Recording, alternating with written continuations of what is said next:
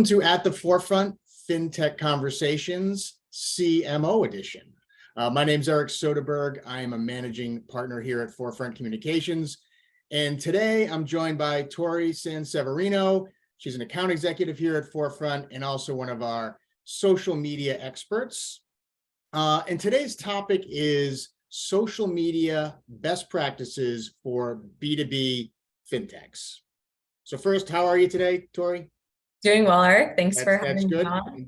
I'm glad to hear it. My first question, though, might be the toughest one of all. Why are we even talking about this? Yeah, no, excellent question. So we all use social media every day. We're so familiar with it. We're so tapped into it. But with that familiarity, I think that we should never lose sight of just how powerful it is, especially as marketers. It is a very effective way to build authority for your brand. And it's really important to remember that social media does not exist in a vacuum within the context of your marketing communications program. The way you get the most life and value out of that is to pair it with your public relations and content efforts, which is something that we at Forefront Communications do across a number of our clients. And that strategy helps us to maintain, consistency of messaging and of brand value. That sounds great. I think one of the questions, and there's going to be a variety here and various levels of detail and specificity, but let's start with how do firms decide even what they should put on social media? Sure. No, absolutely. So I would say, unlike any other marketing and communications effort for your firm, when it comes to social, nothing should be done without purpose. And when it comes to best practices, remaining true to your brand, number one, and two, looking to tie your business goals to the content that you put out there on social media. So for example, you might be right in the middle of a hiring push. So with that, you can look to promote the fact that you're hiring generally, specific posts, but you can also get a little bit deeper and more creative, show what life is like at the firm, promote culture specific posts, lead people to your careers page. And it's all content you should be looking to share if that is your goal. But again, focusing on one specific goal across a certain period of time. But it's also important to remember that social media is the most human form of communication that you have to communicate with the potential prospects. So with that, the content that you put out there should always be helpful and informative. So if in the context of B2B, tapping into potential customer pain points, but just making sure that you share content that sparks interest and value just overall is a must. How do you think about the best ways to manage a social media channel or multiple ones? I think here in sort of the world we live in, B2B Fintech, it's primarily LinkedIn and Twitter that people are using, but other people are venturing into other platforms as well. But just how do you go about managing the whole program? Yeah, no, great question. So like you said, clients that we have especially and other firms, they definitely have more than one channel in many instances, and they're branching out more and more. So especially when you have a presence across so many different platforms, it can be very hard, especially for the fintech CMO who has very, very limited resources. It can prove to be difficult. So being organized is first and foremost. You got to make sure that you're consistent across all your social channels. So what does that look like? Making sure that your branding is consistent. That can be headers, that can be the social media graphics, just making sure that your brand and your firm is represented in a concise and consistent way. And then in terms of how to manage the content you're putting out there, we especially recommend mapping out a couple of months worth of social media at one time. Of course, you can't always anticipate what press releases you may have a few months out, but doing that in advance, especially when you have a certain goal in mind, maybe, next month you want to do hiring, it just allows you and your team to craft and maintain a consistent message across all of these different channels. And then, additionally, especially if you are strapped with limited resources and posting organically is not something that you have the time or luxury to do, especially when you have so many posts going out at one time. Investing in a platform like HubSpot or Sprout Social, something that allows you to schedule out posts in advance, is a great time saver. And also platforms like that allow you to track metrics that you may not be able to do just organically, even with Twitter and LinkedIn, for example. Their built-in algorithms, these outside platforms really take into account a lot of other metrics that you may not. Tori, let me ask you a question about, so for this audience we're talking about, so you're a B2B or an institutional fintech, in terms of number of posts, like for the clients you work with or we work with, like what, a couple things, what would you say the average number might be per week?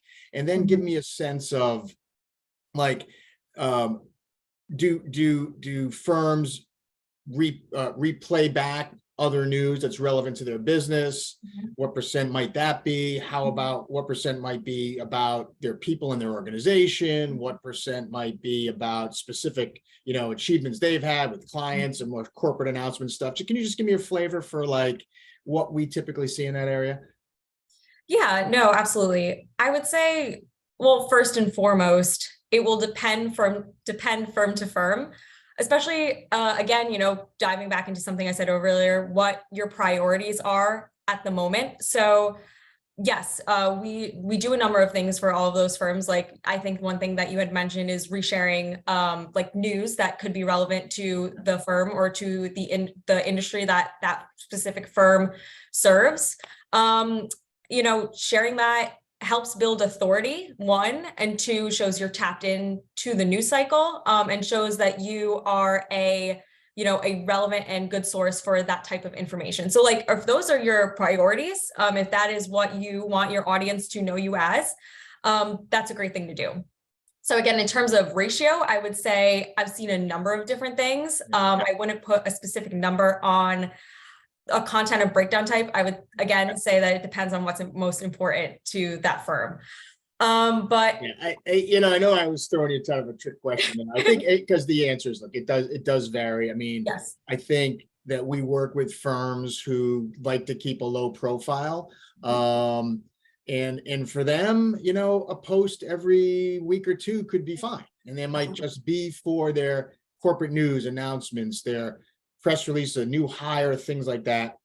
But other firms have different strategies, and I know you work on some, Tori, where they want as much on social as they can possibly get. They are extremely active in ensuring that everybody at their firm shares all their posts. I know there's tools that can help automate that process to amplify that, and has a huge impact. So, I mean, I think the answer is it probably varies, and those ratios vary, as you point out, on the priorities of the business at that time, for sure. But one other thing more specifically, and I think you're closer to this than I am, which is like specifically how can you tell if posts are resonating, and how do you tweak a post to make sure it's going to be most effective? Yes, absolutely.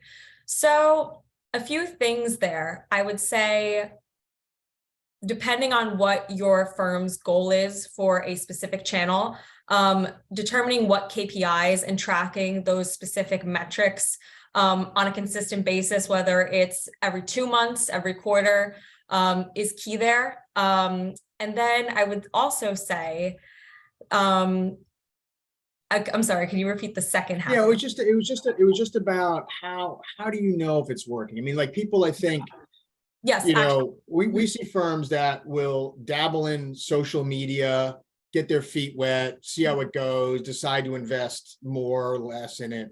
Others that come in, really strong and just want to do and put a tremendous amount of time and effort there, believing that it's hugely important. And again, that does vary, as we know, between clients, what their objectives are at the time. But that's just a way to know whether it's working or not, and if there were any sort of tips or tricks to like optimize posts. Yes. So I would say, going back to what I was saying earlier, KPIs, just determining what statistics based on what is most important to you, determining those stats and tracking them on a consistent basis is important.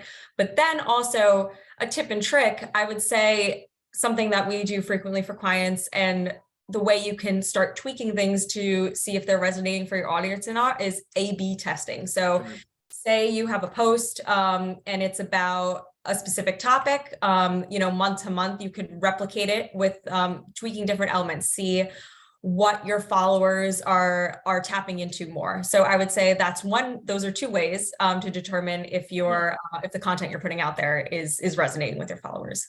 Yeah, I know that for when it comes to like the A/B testing, I know we do a lot of work with that and sort of those comparison work, certainly when we're doing like paid LinkedIn and sponsored posts of that Absolutely. nature, where you want to see which one's resonating, apply more money to the more effective one as you go along and that sort of thing. Absolutely. So, yes. So look, Tori, thank you very much. I appreciate you taking the time to share your knowledge on this topic. I would say if anybody's interested in learning more about how Forefront can help you with your B2B Fintech social media programs, feel free to visit our website or shoot us an email at info@forefrontcoms.com. And I hope everybody has a great day.